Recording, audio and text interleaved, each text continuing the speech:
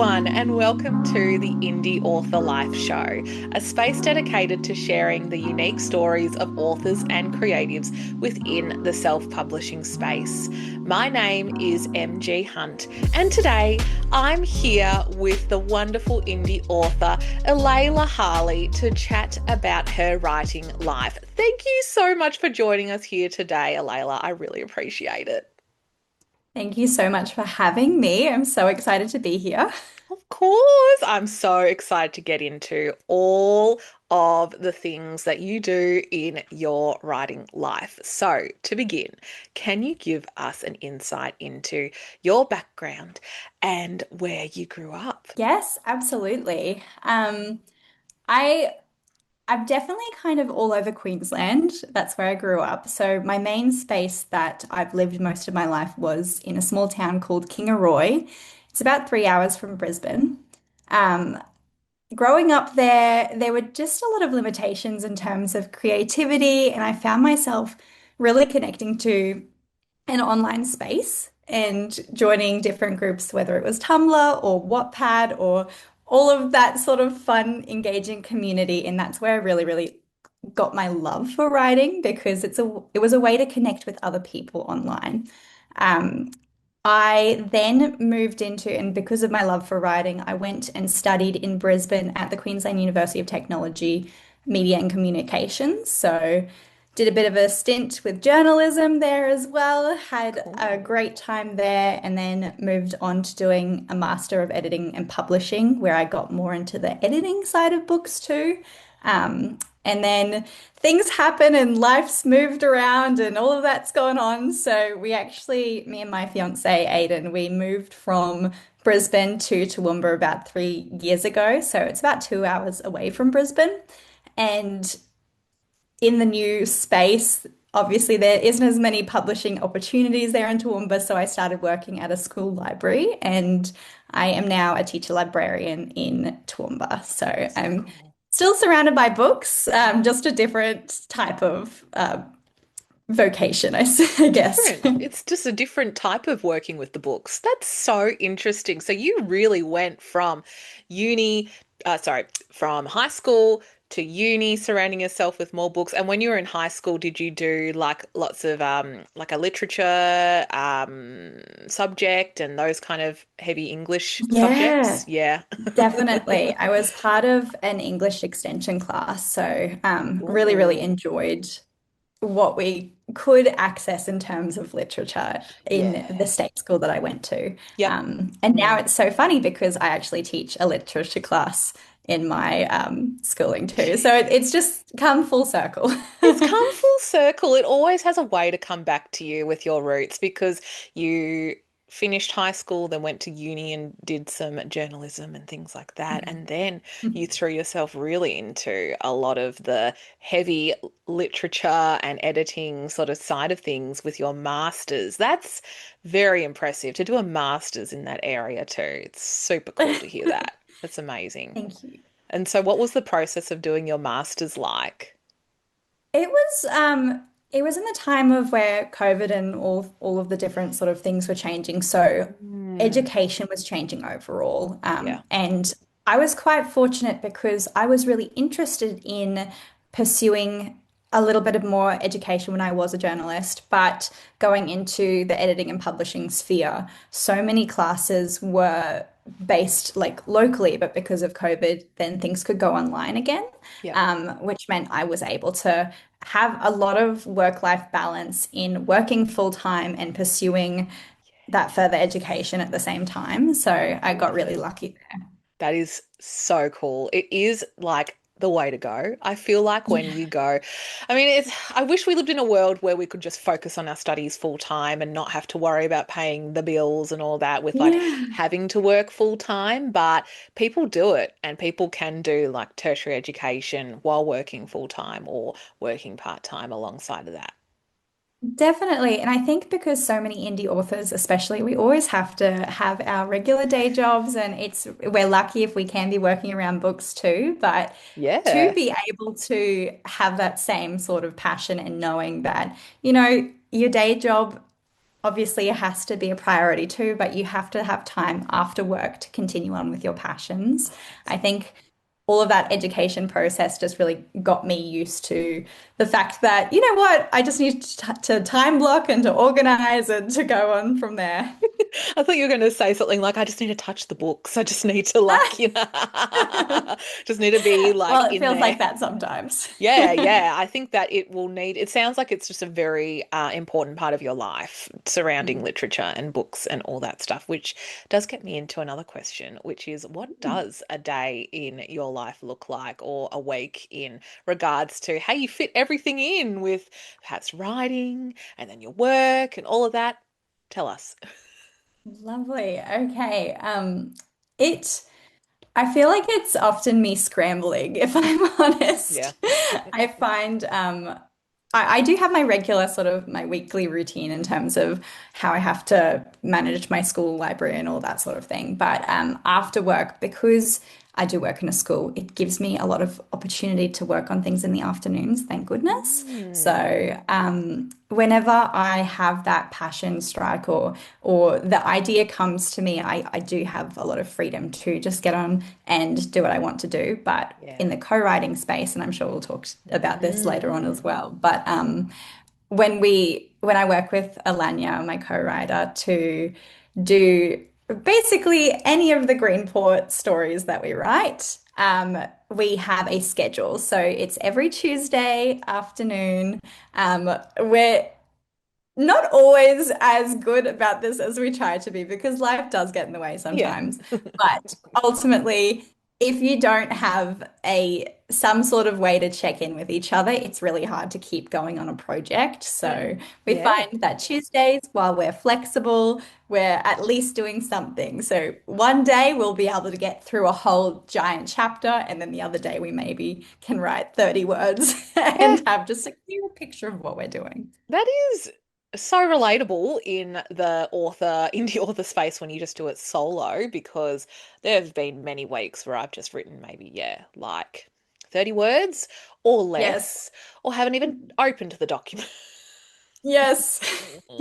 Anyway, it's hard. It's hard, but you make it work. And it seems like, I think, do you find yourself when you're working at the school and surrounding yourself with all of these books, like you'll have ideas come to you that you kind of go, oh, I better write that down for our Tuesday meeting or something like that? Absolutely. Probably more for my own selfish writing, Mm, actually, when it comes to those ideas. So, for yeah. example, in one of the literature classes that I teach, I we were studying Gothic literature, and Mm, just as one of my projects I'm working on behind the scenes, I'm doing a Gothic horror romance. oh, So when we're diving deep into the mm, Gothic literature and everything, and the rules and the themes and the symbols, it was just so great to basically just fangirl to these students about something that I'm so passionate about. But it did give me ideas and different perspectives and yeah. just it really helped refresh my knowledge on the different sort of rules when it comes to that genre. So Yeah. yeah, a lot of inspiration strikes throughout the week just in terms of the workplace that I am in, which Yeah. I'm really lucky for. That's so cool because there's so much inspiration that you've got going on in your day-to-day life, and then you can take that into when you do your own writing, and aside with the co-writing as well. Hmm. But I feel like a lot of your students would be inspired by the fact that you're a writer as well, unless they don't know that you're a writer. I'm not sure whether you make that clear. They definitely do, and they love to tease me for it. They're always talking Cheeky. about like, oh, like what sort of like insert inappropriate scene you Oh. writing here, and I'm like, guys, rein it in. Rein it in, please. That's for when you get a bit older, all right? But Yes. it's hard to because I've got a few indie author friends that are teachers as well, and I think they've just gotten to the point where it's like they know that I do it. I just, have to keep that very clear that that's a separate part. We got to focus on the coursework here, all right? Yes, definitely. Yeah.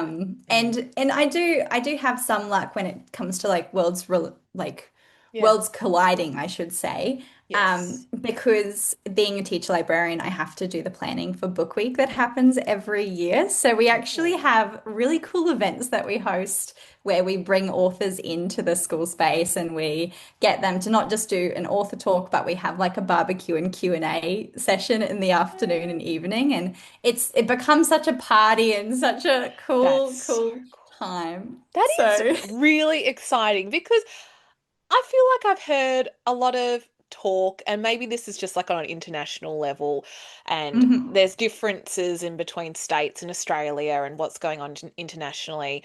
But you hear that a lot of students aren't interested in reading anymore, or the literacy rates are Yes. going down. But it sounds like what you and your school are doing is a lot of a concerted effort to keep those literacy engagement rates pretty high.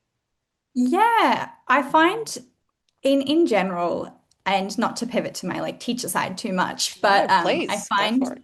that it's just one of those things where it's it's a it's a commonality around teenagers, and Yeah. if they're being distracted with certain things, then they don't have time for other things. And the big key is just making sure whether you're part of their community, whether you're a parent, whether you're a brother, like a sister, Hmm. whoever you are in this space, really bring it back to reading can be fun Yeah. and it doesn't have to be a specific story written for a specific person to make it fun. All stories can be really interesting and it's just a matter of getting the bites in and getting that time.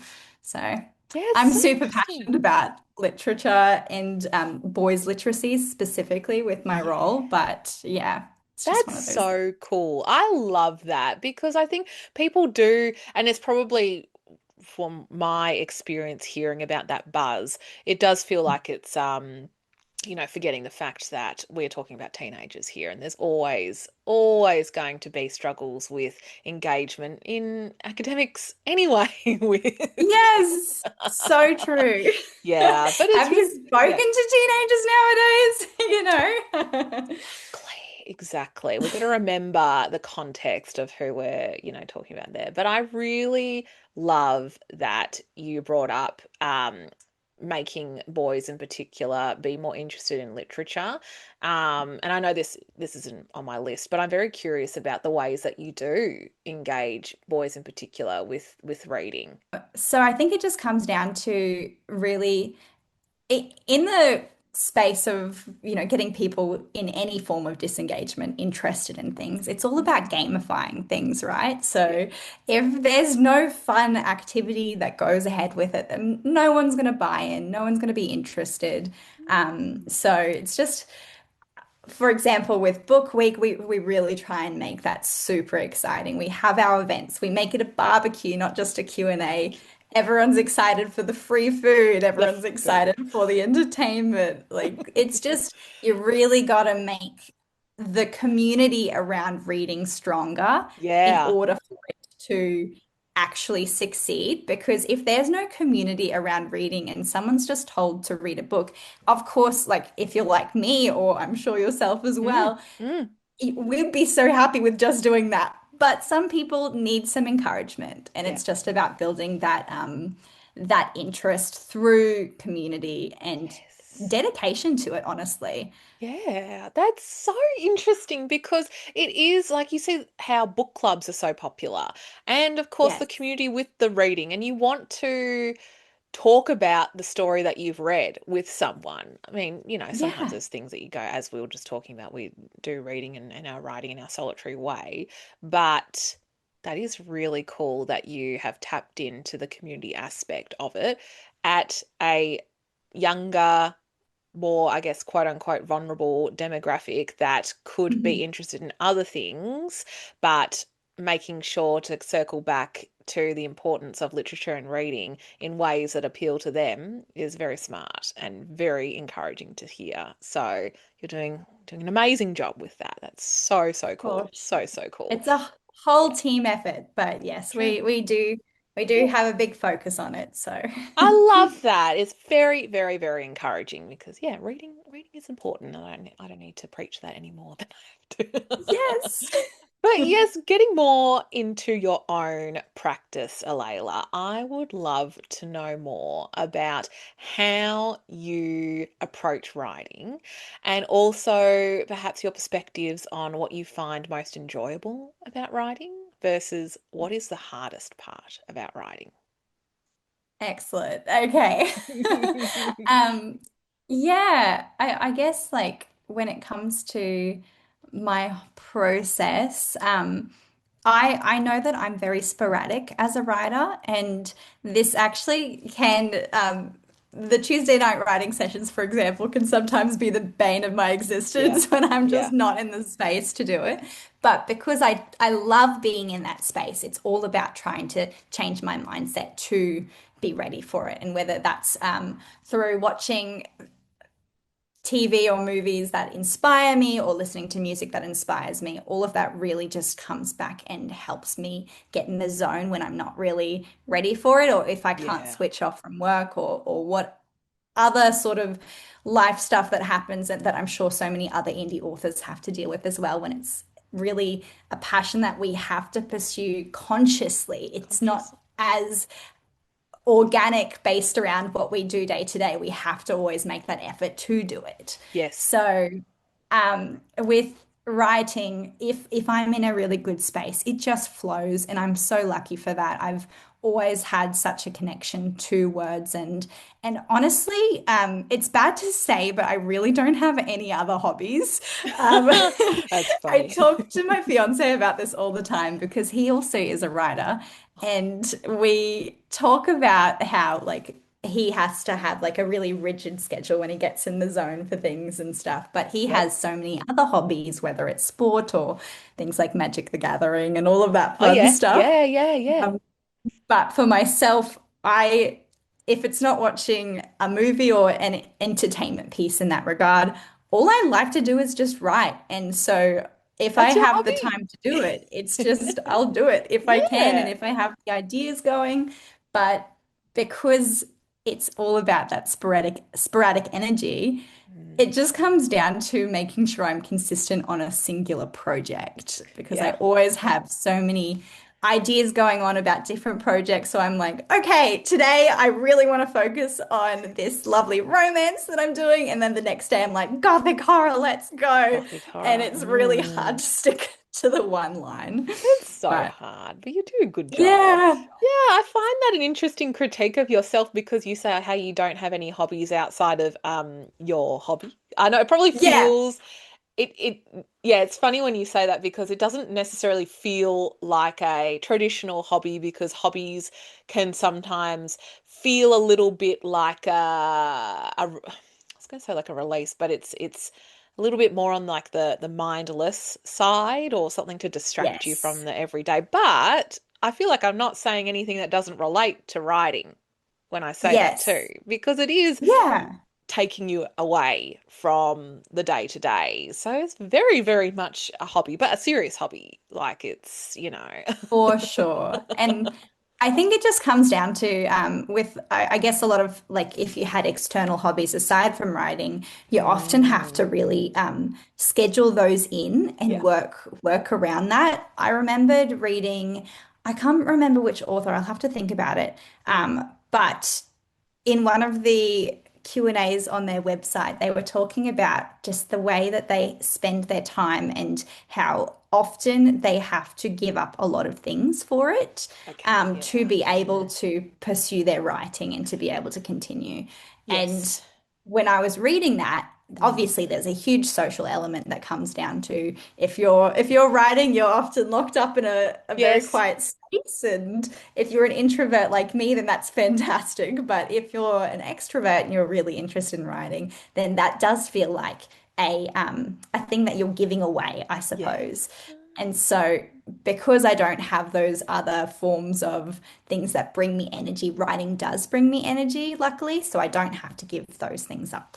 Yes, so interesting. I mean, like, yeah, with other hobbies, if you think about sport, for example, or just what you were saying with your fiance, like with sport and also playing Magic the Gathering, which I did get the Mhm. down low about what that was from one of my husband's cousins. So I was very fascinated by it. And I was like, oh, if only I could get into this and add something else to my already busy list. But I thought that was so cool. But it is social and it is like Mhm. you play with other people. Definitely sport is, unless he plays like a solo sport like tennis or I mean that's He used to do soccer, so oh now he yeah. needs to get back into it. But yeah. Yeah, yeah. That's the group aspect of it. But yeah, you have to make time. But with writing, it's just taking it to like the next level where I think when we are in this indie author space, it's no longer sitting at the computer writing something for your eyes only. It does feel like, oh, there's an intention that I'm sending, like I'm creating this story with the intention of sharing it with other people. And then that can add, like, yeah, it probably feels like, yeah, a hobby that's got a lot of weight to it in a lot of ways. It's not just Yeah. sitting back and doing some knitting and all that, which, at the Oh, same time, that does add, like, if you wanted to sell your creations and all that, that's something there. But I think we are so very, true. yeah, like really lucky that we have lots of different passions and hobbies with this, with our writing, because it is an outlet in this crazy world. Um, Yeah, absolutely. And I yeah. think for indie author respect, like especially Mm. for us, when it comes down to we are not just the writers, we are Oh, the managers, we're the sellers, we're the this, the that. Um, everything. there's a lot of pressure, I suppose, on just making sure that we can actually like you have to Mm. be mentally there for doing those other hats. And Yes. that definitely adds pressure as well, It which adds a I'm lot of still pressure. trying to navigate. It's still quite hard to, It is. but I think it's just when you're in the zone and you can focus on that. I even know with like some of my projects, I just know looking back, oh yeah, I did the right thing for this one. And then the other one, I'm like, no, I didn't do the right thing. I could have worked harder on that, but you just Oh, don't have the gosh. energy sometimes. You don't have the energy. It's not like we have business. If you have a business degree, that's awesome. Most of Yeah. us don't. Yeah. I rely on Google, YouTube, chatting to other people about what Yes. am I doing in this industry and just following my nose. I think that's probably the same for a lot of people that do operate through social media marketing and all that stuff where you are pretty much the product that will sell your book as well. Yeah. It's full on. It's full on and it doesn't I wish we didn't have to always keep, marketing and spruiking our books in this space where we have to put ourselves out there, but that is the reality of it. And it can bring a lot of joy and connections with that. But sometimes I don't blame people for just like, realizing that they need to take a break from it as well. Definitely. Yeah, it's Yeah, full on. it's been one of those things that brings so much joy, especially all the author events. I know that I love doing that so Yes. much. But I think and I guess that comes back to answering like the hardest part of writing. Mm, It's not always writing, it's always the extra things that I find the hardest part. yeah. Yeah. It's so, so hard to just add that on top of something that you want to just put the book out, let it Yeah. out there. But if you want to take it to the next level, you got to do this and do that. And as far as like your most enjoyable part of writing, is it purely sitting and just letting the words flow or something like that? Absolutely. Yeah. If I'm in the zone, I've got my favorite tunes on and I've got a tea on the side or something like that. And I just can, that's my favorite. It's when Oh, the flow stage comes in, I suppose. it's awesome. And you just let the words flow. Just let the words flow. That's all we want to do is just sit there and let the words flow. But it's just all the other ancillary things that we just have to keep in mind. But we're in a community with lots of people that share the same the same Yep. struggles and the same critiques about the system that we're in. So I think we're not alone with Mhm. finding some other people that we can vent to about all that stuff. So the next little aspect that I want to touch on with your writing. I say little, but it's really not, which is Yeah. about co-writing, because I think you're the first person that I've chatted to who does co-writing. Now, I've chatted to people that have been part of anthologies and other things like that, but having a like sitting down on the Tuesday night with your co-writer, whose name is Alanya, Alanya Yes. J. Stuckey. Alania's J. Stuckey. Yes. Yes, that is very unique and also, I'm sure, quite possible through communicating in the indie space. And you probably, well, actually, you know what? You should tell me, how did this come about? How did you decide to go into this co-author space? When it all started with my first book that came out. So my first book was called A Plan to Save the World. And when I was working as an author marketing manager at the time as well, by the way, with my role in the publishing house. So Wow. it was just one of those times where I was like, okay, let's just put it in my hands and see what I can do. And Yep. despite working in the role, I found it so much like such a different situation when it was my own work. And I didn't know all about ARC readers at the time, which is Yep. really ridiculous for an author marketing I did. mentor to not know that. I had to learn Um, that. yeah. Yeah. And so when I went through and just really educated myself on different things, I naively went and reached out to just a range of people who were in the bookish space and who might be interested in receiving an ARC copy and all of that sort of Yeah. thing. And Alanya was one of the people I reached out to. And I remember she read my story, and I think she was one of the first people to read it as well. So this was such a nice thing to hear.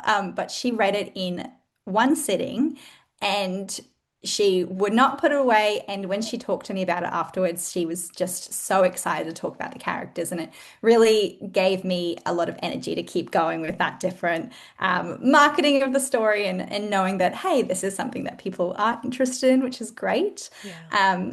But we kept talking and we built a genuine friendship from just our different interests. And this is why the author community and the book community overall is just so important with bringing that energy back to the authors as well as Absolutely. much as it's important to the readers, it's so important to the authors. Yep. But we were having just the best time chatting about something one day, and I think we were talking about like the perfect story and what we're looking for in a story. And oh, wouldn't it be funny if they did this? Or wouldn't it be funny if this happened as well? And we got to just a little bit of a pause. And during that pause, we just said, we really could do Yeah. this, you know? And it was Perfect. almost a challenge at the beginning.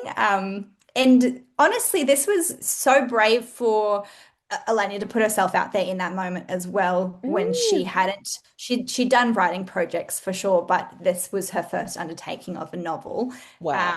And it was also both of our first experience in the co-writing space as well. So that was such a huge thing just a simple question of whether we should do it or not, we just decided to just go full steam ahead. Yeah. We put in a schedule with the Tuesday nights because we knew that it would be important. I think we maybe had a few phone calls leading up. And by the way, we had never met each other at this time. No We way. still completely were strangers to one another in terms of actual being in the same city, anything like that, because Alanya's from Sydney. So Goodness. when we were writing it, and again, I think it just comes back to the online space and the online community as well. Like I've been doing that since I was in high school. So bringing it back here, I was so comfortable to be having these genuine connections online. And so we just let the ideas go and we created different characters. I decided to be Porter, the male lead, and Huh. she is Marlowe. And we just thought that it would be best and more consistent if we kept to those characters so that we never change our tone of voice as we go through things. So I started finding pieces about Porter in my own life, where I could bring him in and really connect to him. And she did the same with Milo and her family characters as well. So we learnt about each other through writing this story, which was just incredible to be able to experience. And Yes. then, oh, it was so funny because I then went to Sydney to go to Taylor Swift.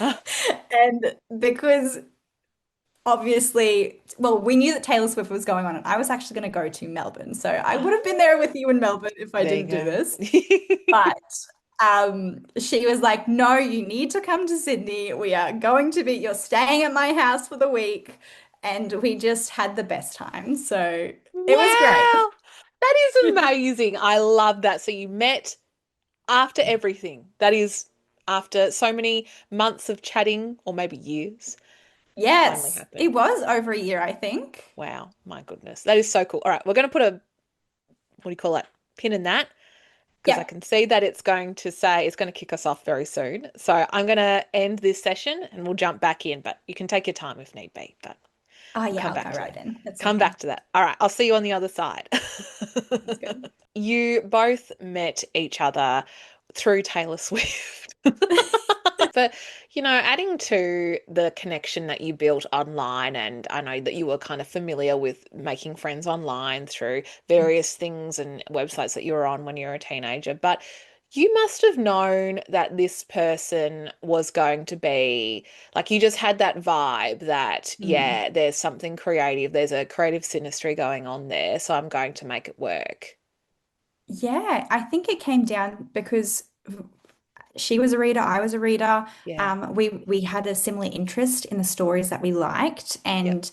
and even with the formation of the idea in the first place of like what did we think was going to be a great story, it Yes. also just came down to we knew that we were interested in very specific similar things. So it wasn't just the overall, we loved the romance genre. We loved romance with these details and characters that are like this. And that made it so much more clear about what, if we did go into co-writing, what that would look like. Yep. It almost set a standard for each other, which Yeah. was really, really cool to consider. And I had to really work hard myself to keep that standard because I had written so many things just joyously, and it was Yep. the first time, even though I think this was my third book that we officially released, but I had started working on it simultaneously with my second Yeah. book, Wish You Were French. Yeah. Um, but while we were writing that, it just really just taught me so many things about collaboration and about different perspectives, and Mm. it was really eye-opening for that. So that was great. And So you need to unique. consider as an author the different perspectives of your readership, Yes. and it's really lucky because we can do that while writing, not just post-writing, which is great. That's just, yeah, it's such an amazing experience. And f- I don't think there's been any that I've heard of collaborations that haven't yielded so much new joy and appreciation for writing that it almost feels like everyone should give it a go in one Yes. time in their life. I think that would be a very special thing. And it also would strengthen the connection that you both have, not only to each other with your friendship, that's no doubt there, but your Mhm. connection to the bookish world, because it just feels like another sort of wonderful indie author addition to the literary world where this might not be possible or seen as Yeah. often in the traditionally published world, but happens organically through traditional indie publishing. So, Yeah, so cool. absolutely. Yeah. I think it's just one of those things where you just have so much flexibility as an indie author, Yes. and that's Yes. what co-writing, you need that flexibility. You need to be Mm. able to chop and change things till the very end. I know that it, it's probably the longest experience we had with writing Love in Our Experience, our Yeah. co-written story. Yes. And we just had drafts and drafts, and all authors do have Yeah. their millions of drafts, but it was just it felt clinical in a way, and not in a Mm, bad way. It was no. more in a way of the process we and those standards again that we knew we wanted to keep for each other. It's almost like because we're doing it not just for ourselves, we're doing it for each other. We knew we had to try our best Mm. in every way we could. And we're still keeping on with sequels in the Greenport Yeah. universe, I should say. Yes, a Um, Greenport universe. And so that is the collection, is that right? Of the stories. Yeah. Mm. Yes, yeah. So we are currently, so Love and Our Experience, it is based in a fictional town called Greenport. Yep. But because of just both of our locations and being so Australiana ourselves, we were just like, okay, let's just make Greenport be, while it's fictional, such an Australian town. Yes. We're having Christmas in the hottest period ever. The Nothing's prawns. kind of being taken away from the identity that we're trying to really have our community represented as Love well, it. and all the people within our community too, as many multicultural Australians and everything like Yeah. that. Yeah. Um, but for Love and Our Experience, um, we're going to we basically have so Greenport is for that story where we continue with Marlo and Porter or with the side characters from that story. Oh, And then yes. we are kind of hopping over to what we've called Birch Forest. And it's still part of the Greenport universe because it's just a town over a little bit. But we made a little map at the end of our Love and Our Experience story, and it talks about the actual significance of all these different places we've chosen. So, for example, I need to actually get this map open so Ooh. Alana Ooh, doesn't ooh, tell ooh. me you read it wrong. Ah. It's not the right one. Yeah, she'll hold you to So, it. basically, for I just need the visual, you know. Yeah. So Yeah. Was created halfway between Brisbane and Sydney because that's where we both began writing that story. And Perfect. then we have Birch Forest, which is located halfway between Kiama, where Alanya also lives, and Toowoomba, because that's our Oh, new story where we are. And wow. it's just a really like great connection to the place and the community and to our just our story in general and seeing how, nature can really take the way with it. So Yes, nature can. yeah. That is so, so, so cool. I love that insight into how you really wanted to honor the places that you are connected to in Australia. Yes. Yeah, I really love that you're bringing it back to Australian culture. It does remind me of the Wattle Junction series by Emma Mugglestone. I don't know whether you've heard of her. Oh, I Yeah. know of Emma, but I haven't read it myself, so I really need Yeah. Maybe to. that's another piece of inspiration there, but that was yeah, she's done like a series in like the yeah, Wattle Junction and I think they follow different brothers. And so you've got the Green Port there for centering all the stories that go on there. It is so, so cool. So with your latest publication, which is Love in Our Experience. Love that Yeah. title. What kind of things did you need to have in that book from your brainstorming and getting things that you were like, yep, we need that in there. Yeah, I think it came down to the characters and their relationships with one another. So, not just the Mm. relationships with each other as a romance story, but specifically, I know with Porter, he really felt close to home for me as someone who's in academics and someone who's really felt the burden of study while pursuing it and all of that sort of thing. Porter Mm. is the son of two very high up, like deans of admissions, university lecturers. Hmm. So being the son and carrying that weight of these great, great academics, he himself never felt like he fit in. And he actually, at the beginning of the story, he drops out. And that's what starts his story because he is needing something else in life rather than following his family's footsteps. But at the same time, when this all happens and his parents find out and are getting so mad about it all, Wow. in that moment, Porter gets a call and it's that his gran is sick in hospital. Oh. So there's that sort of connection of priority on what's expected of you, where you should be in society at a specific time of your life, Mm, and then also what matters most, and is that family, and making sure we are reminded of that. So that was a huge motivation when writing Porter's character. mm, When we wrote Marlowe's character, she was really the central plot, I suppose, of how our story came to life. So when we were mm. suggesting like, oh, what if this happened and what if that happened, Yeah, it came down to what if, we wrote stories about authors like ourselves, and love that. what if in this moment it was an author who needs inspiration for her stories, but she gets broken up with as she's about to write her final, like, fantastic, proposal trilogy. Like, the Oh, characters are going to get yes. together, it's going to be great, happily ever after. But because she's broken up with at that time, she can't write that.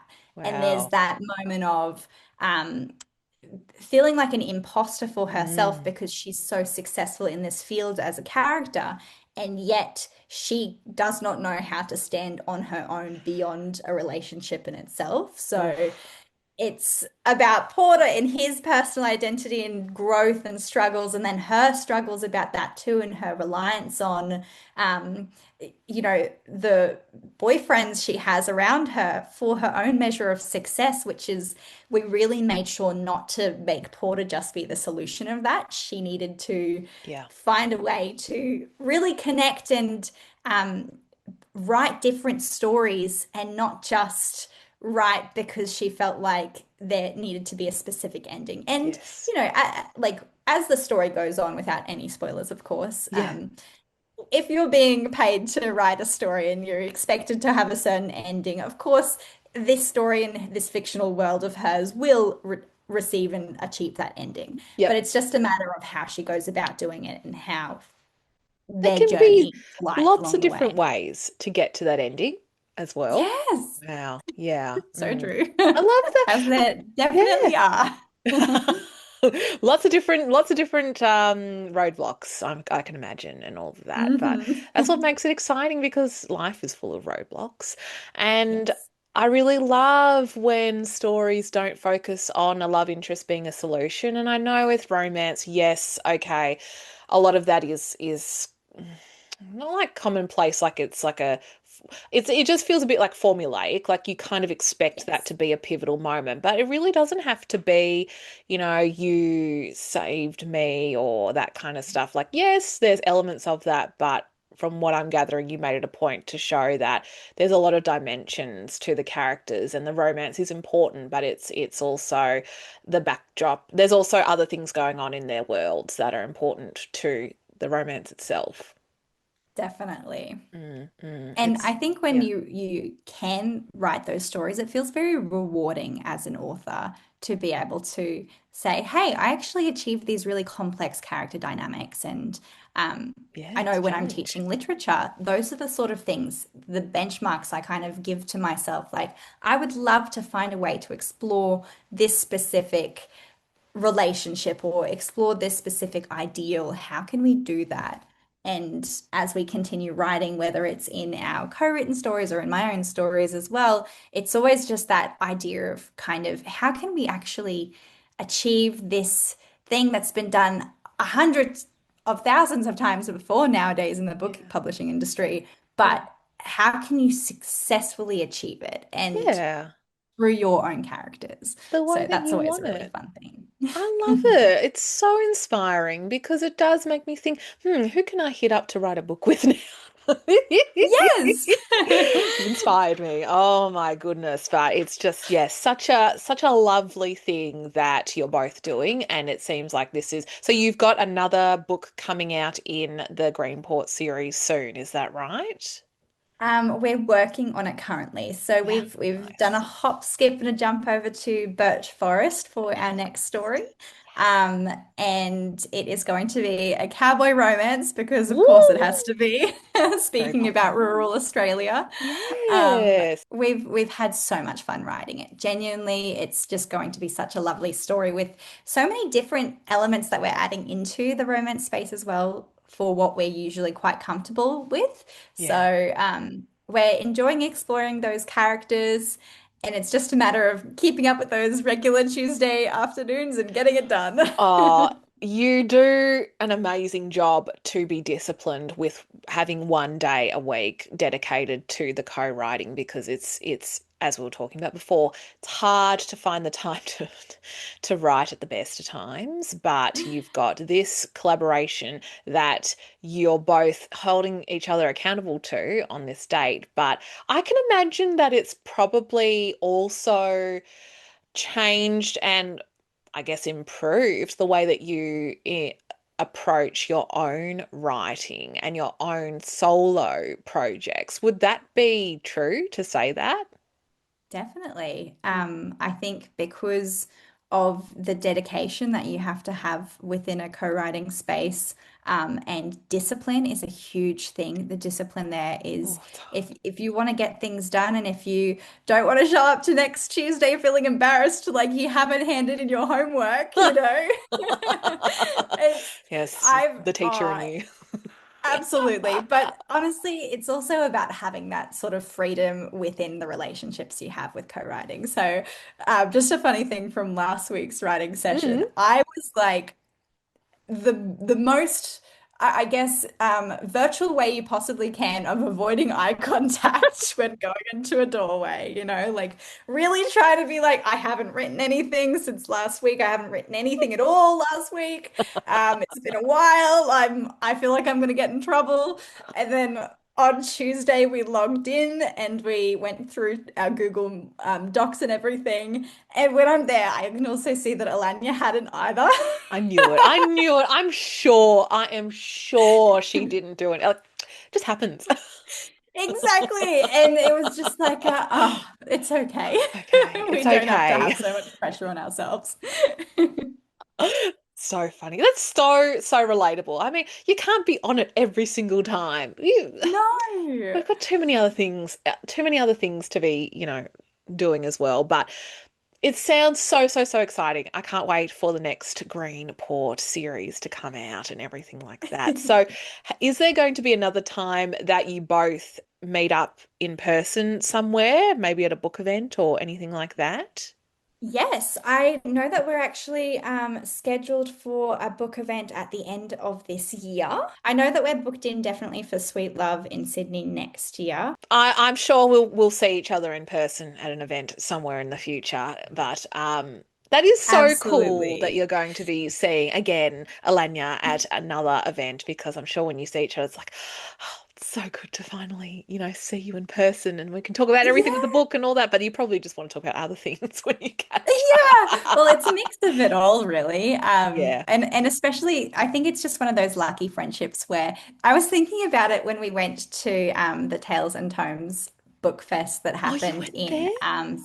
yeah So good, so good. in the Sunshine Coast. So Yeah. when we were there, it was just this sort of really fun atmosphere with one another where I had forgotten to book a hotel because It I don't happens. know what I was doing, and I learnt that she was going up with a friend, and she had. I just told her, I'm like, I don't know what I did. Like, I just didn't book a hotel. I'm gonna see if I can drive the 3 hours there and back, like to do it in one Oh, day because it's set up okay. at 5 a.m. or no, I think it was 6 a.m. I'm Yeah. being dramatic. No, but still But it's early. still, you'd have to be woken up before 5 a.m. for that. And I'm there just like stressing out. And then she's like, do you want to just come and bunk in with me? I'm like, absolutely, I do. We There you haven't seen go. each other for months at this time, but we're just going to share a bed and it's going to be great. You know what? That's what friends are for. You've written a story together, you can share a Exactly. bed together. Yes, You've broken that. yes. You've broken And that but that is so cool that you went to Tales and Tomes. I saw so many people going there. I thought it looked amazing. I love the bookshop as well. I haven't been to the Sunny Coast. I really need to go because there's Hmm. so many good things there. But Alicia's Tales and Tomes bookshop, I must go. It's just amazing. Stunning. Yeah, yeah. Maybe next year. I think it's not running next year, but I think the year after I'll try and apply for it. Then I hope Perfect. to see you and Alanya there as well. Yes, But definitely. I would absolutely love to be there again. It was just such a great event. So it's one of super, the super best. keen. I will see you there. Yes, yes, I've got to add that to my list on the rotations of things. It's hard, and this is another indie author sort of Mhm.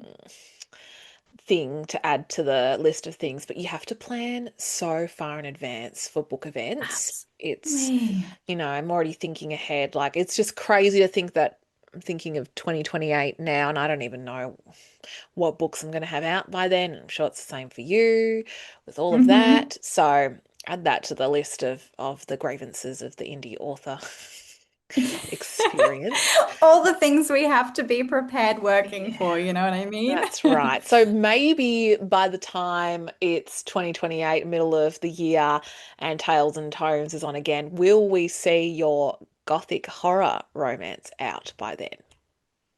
I hope so. I Yeah. definitely hope so. Yep. If Yep. not that, I will have a fantasy book out, my first fantasy story. It Oh is my God. fully written, it is fully edited. I just have to find the time to do Sorry, it. this is so exciting as a fantasy writer myself. What? This is so exciting. So, all right, give us the spiel. Give us the spiel if you can. Give us an insight into it. What's this one all about? This story it's your classic princess is, finds herself orphaned very quickly because it's a fantasy story and that has to Oh, happen, right? yes, yes. Um, but she basically has this relationship with a man who is a warrior that's come to the kingdom to fight for them, basically. Mm. And certain things happen and certain alliances really mix up. And there's these talks of like the bandits were the ones to kill the king and queen, but did they actually do it? And who's actually involved? And in Mm. all of that process, um, by the way, she actually, and this is going to be on the blurb, so it's not too much Okay. of a spoiler, Yes, yes. um, but she watches her fiance at the time be the one to kill the parents. So she just had to go Oh. into hiding, knowing that if she played it dumb in a way and she played innocence and all of that sort of thing, for whatever reason, he wanted her alive, and she will be able to survive by living out that truth and seeing why does he want me alive? What's the purpose here? What are we trying to achieve? So she played dumb with it all. I should say naive. I shouldn't say played up, but No, no, anyway. no. I get what you mean. And during that whole process, she finds a person who is a very, very unlikely alliance, and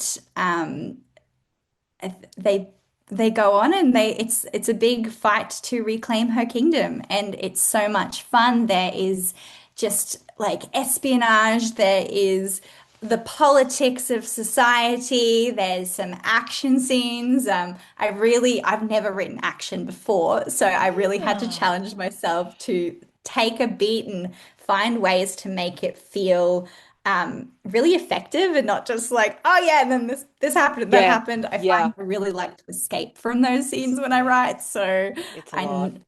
really sat in it. I sat in a lot of like political discussions because I love the idea of like writing court politics. It's so Hmm. much fun. So Yeah. that was one of my challenges for that story, to actually execute a really good political court story. And I hope that it's really good. We'll see when it comes out. It will be. It will be. Do you have an official date when it's going to be released?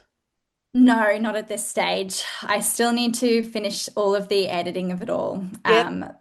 Yep. to Do what you got to do. finalize my fix-ups. Everything, I was really lucky. I actually had the University of Southern Queensland, they chose my story, the fantasy story, to be one that they worked on with them. So Wow. Oh my um, goodness, that's the awesome. and as a graduate from their editing program as well, to have the new academic editors in there working on the story too, it was fantastic. So So it's a cool. huge process going through those edits now and actually applying them.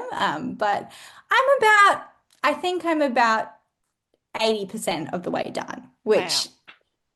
is good to know. That's amazing. I'll be sitting here patiently waiting for that one because fantasy is definitely one of my favorite genres. So, yes, Perfect. I can't wait. I can't wait. Geez, you do it all. You do it all, and that is your hobby. That is like you don't need to play a team sport. You don't need to worry about No, that. I would not have the No time. time. Absolutely. No time for that. What you're doing is incredible, absolutely incredible.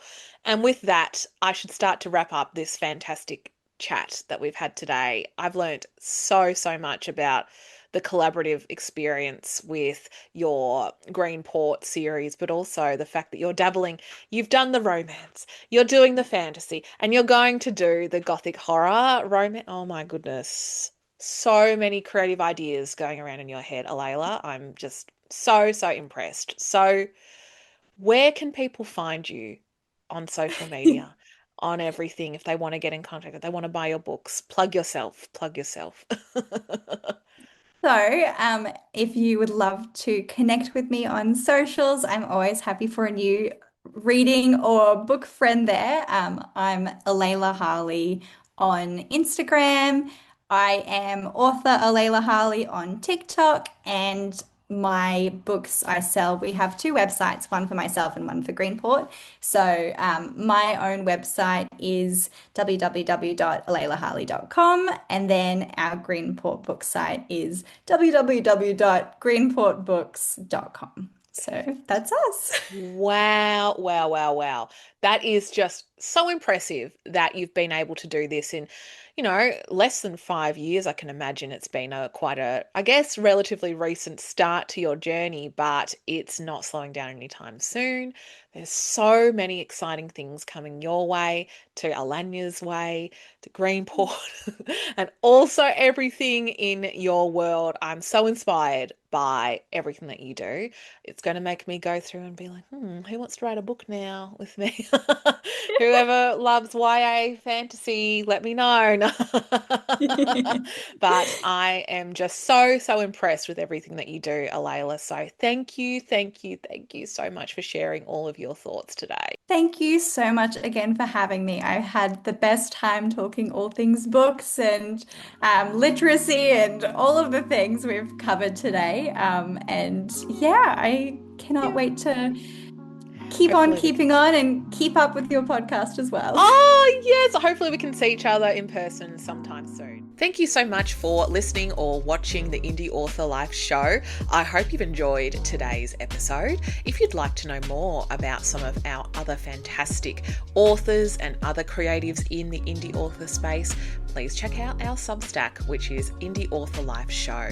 If you enjoyed this episode, please consider giving us a like, a follow, subscribe to hear more about stories from the indie author self-published space. Finally, if you want to know more about the books that I write under the name M.G. Hunt, you can check out my books Still Waters Run Deep and Elara and the Passing on my website, which will be in the show notes below.